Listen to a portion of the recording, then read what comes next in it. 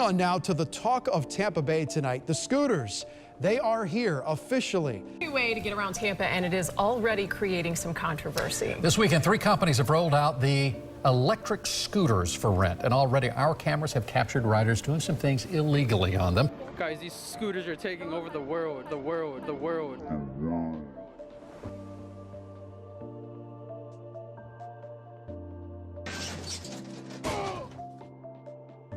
Tampa is the 3rd largest city in Florida, with a population of just under 400,000. The city rolled out its pilot scooter program in May and is approaching 500,000 rides. There are 4 scooter companies, Lime, Bird, Jump, and Spin, that are hosting the scooters in Tampa. At the end of the 1-year pilot program, the city may select one vendor to operate permanently. Tampa allows each company to leave up to 600 scooters on the street at a time, meaning the most scooters the city will have it out at any time is 2,400. Ever since the transportation trend caught on, people have found all sorts of methods to deface and destroy these devices. There are even social media accounts dedicated to showcasing the most creative attacks. My name is Kevin Howell. I'm the Director of Campus Safety for the University of Tampa.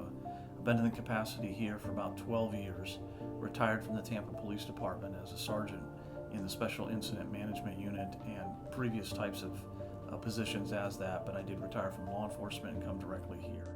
What I've seen because of my close interaction with the department that I retired from here is the scooters are being ridden in the middle of major roadways now where people are riding them in intersections. They're causing vehicles to have to swerve to miss them. They're causing vehicles to nearly strike pedestrians as well as other vehicles because they're being ridden so recklessly and with disregard. And I use the example as, imagine what you see now with people walking around looking at their phones with headphones on, and we know what those issues are and people complain about those all the time. Now put that on a mobile platform traveling at 15 miles an hour doing the exact same thing. So we've seen that become a problem. They don't hear oncoming traffic.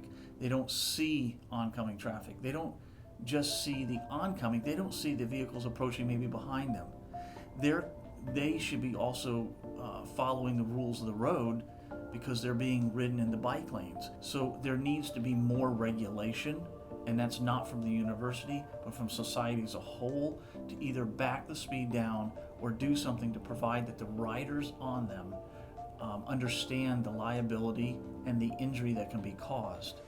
The condition of the streets are not as safe for these electric scooters as they are constructed with potholes, bumps, and cracked pavements. People are finding themselves getting into more accidents due to the street's structure. UT students specifically have been having issues as it's closer to the downtown area. Hi, I'm Christopher Eifler, a student at the University of Tampa, and I've been in an electrical scooter accident.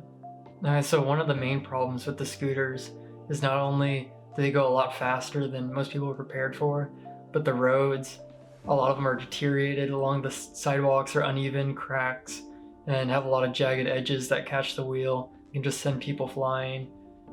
There's a lot of rocks in the road that if you hit when you're not ready, it'll just send you onto the ground going 17 miles an hour and can do a lot of damage. And a lot of the curbs and stuff are just broken and things chip when you go flying across them. So it can be pretty dangerous. One night I came back and me and all my friends were meeting at my house off campus. We're going to a concert at Amalie Arena. And so we all hopped on the scooters and rushed out as fast as we could. We were being careless because we kind of wanted to make it to the concert as fast as we could. And I ended up catching the front wheel of my scooter on a lopsided sidewalk that had a jagged edge, and it flew me forward and I slid, cutting up my face, my left side, both my palms, one of my elbows, and I believe one of my knees. And it just made it, kind of killed the night a lot. And so that was the first time. And that was just kind of sucked because no one wants to walk around with a scarred up face for 2 weeks while you heal. And so then the second time, something very, very similar is I was getting on a scooter to ride to school, and I just gunned it straight away. And they were really fast, and I went across a bed of rocks, and and I lost traction on the back wheel and it spun out and flew me and I slid across the rocks and cut up myself again. So they can be pretty dangerous and you just gotta be careful. Hi, I'm Ava. I'm a junior at the University of Tampa and I've been in an accident on one of the scooters. Earlier this semester, me and my friends were using one of the scooters to get back from further down West Kennedy, and we both were riding and all of a sudden we both hit the same curb and fell. She scabbed her knee, but I twisted my ankle pretty badly where I couldn't really walk, so I ended up having to go to the doctor.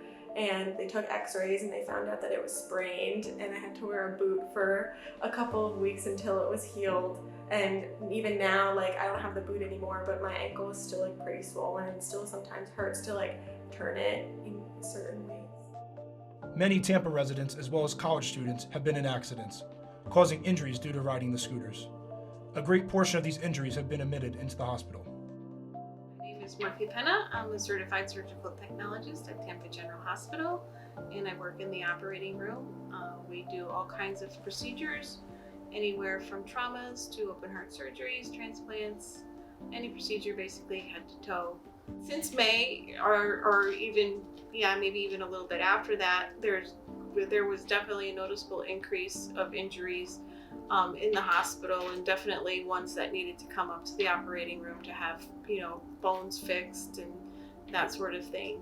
It has definitely been noticeable to the staff, and it's almost gotten to the point where it's like, oh, let me guess, they got into an accident with the scooter. My name is Michael Penna. I'm an ORA, so I'm an operating room assistant. I'm personally not a huge fan of scooters. I find that a ton of people have been getting hurt on them, especially like the younger kids, UT students, HSC students, USF students definitely come in intoxicated and they kind of wipe out on the scooter, so that happens kind of a bit.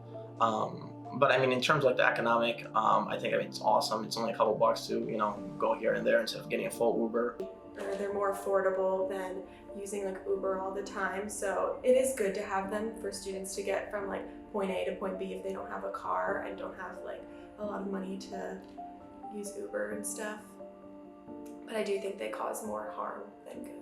There was a couple Saturdays ago, we had a gentleman come in. He got into a major accident and he was coming down Kennedy, and I guess he got cut off over by South Howard or something like that. He got cut off, he got knocked over, and he got pretty beat up. I mean, he came straight up to our department. He went straight to the ER. From the ER, within like 10-20 minutes, we were up in our department getting ready for surgery and all that. He had major trauma to most of his like internal organs. His ribs were all messed up. Definitely, I think he had 2 broken wrists. I think he had definitely broken tibia and fibia on the right side. And that's just been super unfortunate in terms of that. But I mean, they come in all kinds of shapes and sizes, those kind of stories. So like we'll have people who just fall off, whatever. But I think that the bigger stuff, definitely the people who get hit by cars, or like they'll kind of shoot a corner or something like that, and they won't, see someone on the right hand or whatever, and they'll get bopped all the time.